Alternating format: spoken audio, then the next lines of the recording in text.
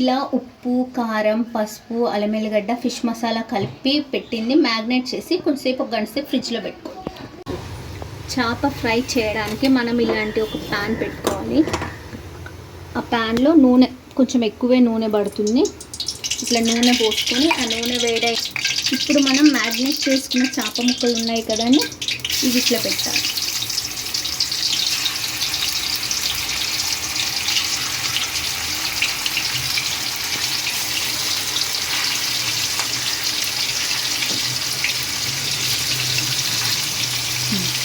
పెట్టేసి కొంచెంసేపు ఇది స్టవ్ సిమ్లోనే పెట్టాలి.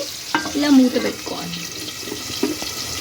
ఒక 2 మినిట్స్కి ఒకసారి తిప్పాలి, చేపని మరలేయాలి. ఇలా కొంచెం ఫ్రై కాగానే మెల్లగా తిప్పుకోవాలి.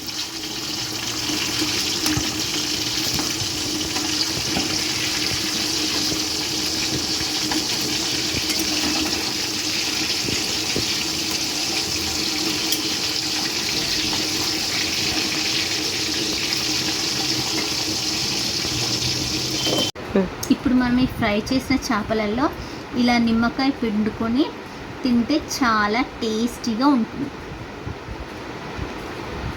ఇప్పుడు ఎలా ఉందో టేస్ట్ చూసి చెప్తాను.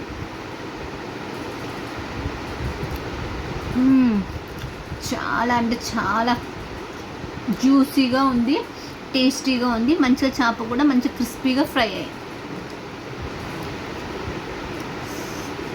ఇలా చేపలు వేపుకొని ఫ్రై చేసుకొని తింటుంటే అమృతంలా ఉంటుంది. ఇంకా నా రెసిపీ నచ్చినట్టయితే please like, share and subscribe to Manju ఇంటి రుచులు.